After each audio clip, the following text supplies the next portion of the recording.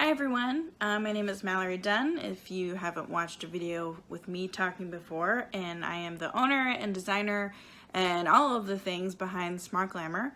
And I just wanted to do a little video series about myself and about SmartGlamour as it's approaching its 5th year anniversary, which is bonkers to think about. And as 2019 begins and we start this new Instagram account to hopefully get our stuff seen by more folks and correct this algorithm nonsense.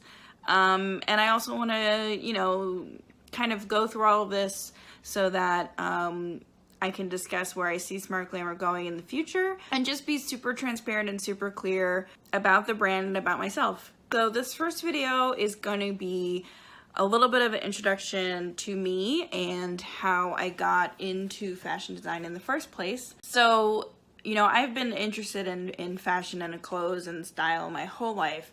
As long as I can remember, even as a kid. My mom would remind me who people were by telling me what they had on because that's what I was paying attention to.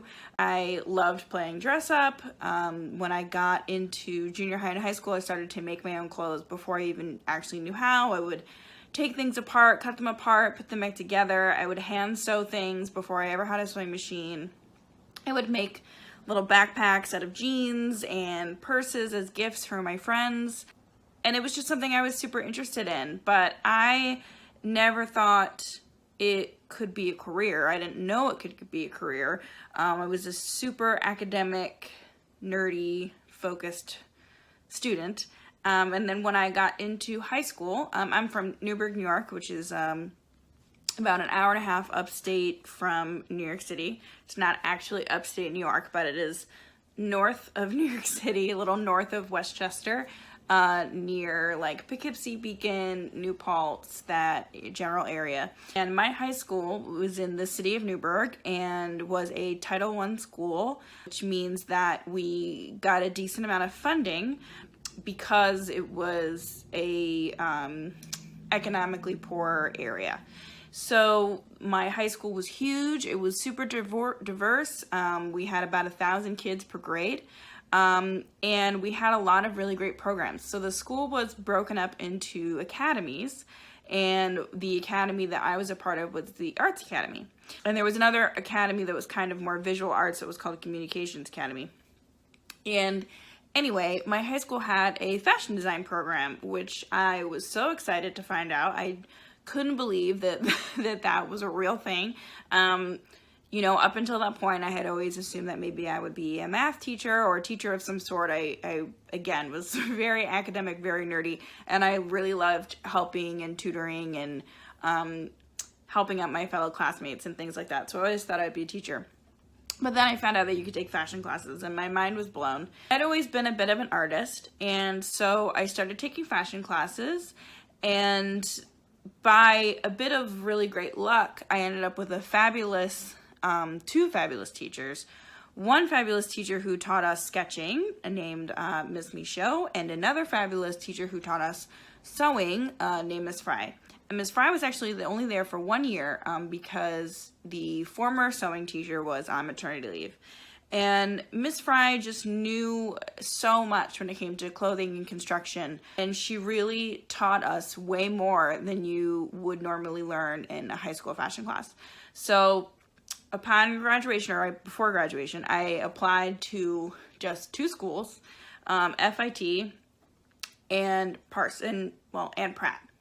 Excuse me. I was gonna apply to Parsons as well, but I actually stopped and didn't finish the application, and I'm not really sure why I did that or why I stopped filling it out, but I really wanted to go to FIT, but I also applied to Pratt, not really as a backup, but just as another option for fashion design in New York City, because I knew I wanted to live in New York City.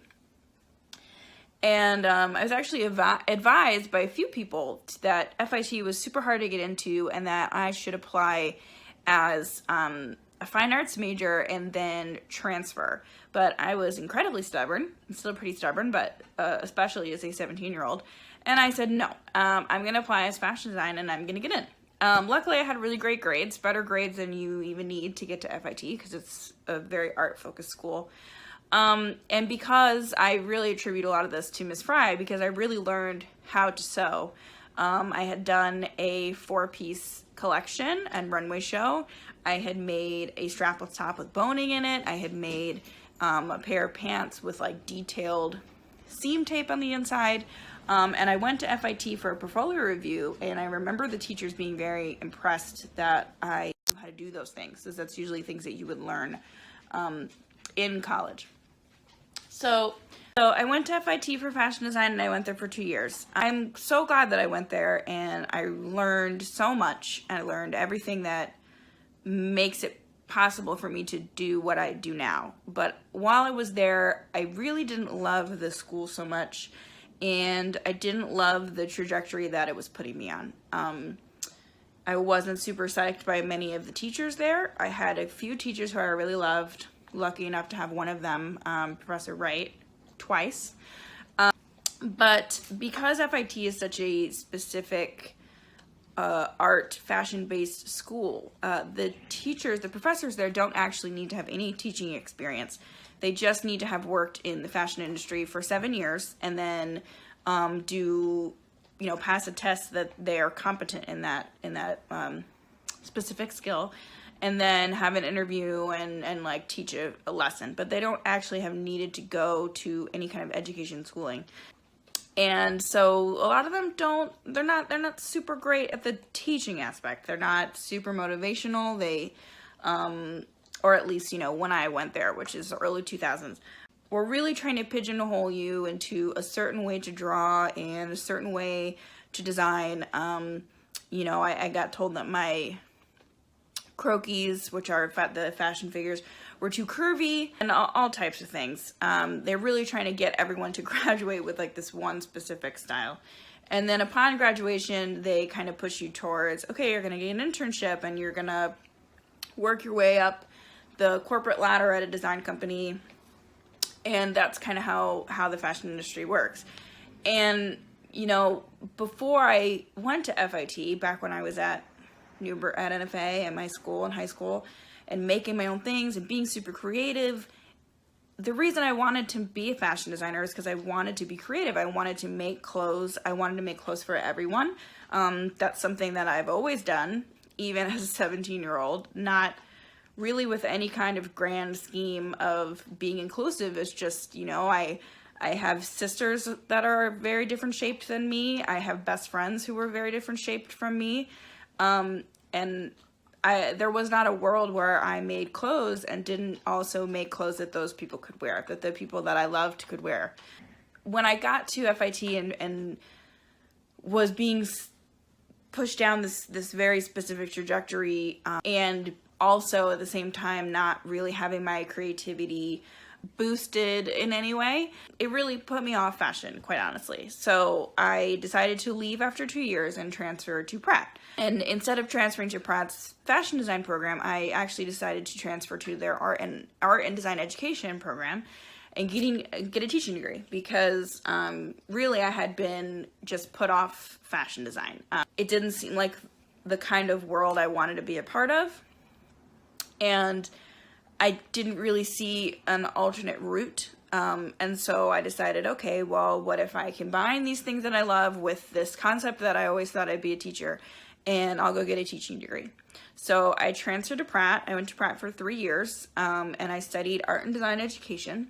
The first year at Pratt, it was 3 years, because your first year at Pratt, no matter what your major is, you have to do a foundation year. So I had to do a year of fine art before I started my art and design education classes. So then I had 2 years of that. And somewhere in that second year, I was just like, man, I miss making clothes. I miss fashion. And so I decided to try to steer my education degree towards teaching fashion. And lo and behold, that my high school teacher from Newburgh, Miss Fry, who taught me how to sew, by that point had become a teacher at a school in Manhattan called the High School of Fashion Industries, which is in Chelsea, right by FIT, a few blocks down. So I reached out to her and I told her, I'm going to have to do student teaching for my degree. Is there any way I can do it with you? And there was, and I did, and it was wonderful. And I went and I taught with her at the High School of Fashion Industries. And I was actually supposed to just be taking over her classes, teaching draping and sewing, because that's what she was teaching there. But it came to my attention that the way that school is set up is they're really trying to set you up for a career in the corporate world, which I'm going to go into in our next video. But in the corporate world, there's not one fashion designer that does everything. All the jobs that a fashion designer does are broken up into groups. And so the High School of Fashion Industries kind of tries to set you up with that in mind. So everyone takes tests when they first get in to see if they're better at drawing or better at sewing or, etc. And the thing that you're the best at is the thing that you continue on learning. And the things that you are not good at, you don't learn anymore, which is unfortunate, because then after high school, these kids have to go on and apply for college, and they don't have all those necessary skills. So Ms. Fry had a class full of kids who were learning to sew and drape and who weren't learning to draw anymore. And they all really wanted to learn how to draw and learn how to sketch, and she is not super great at it.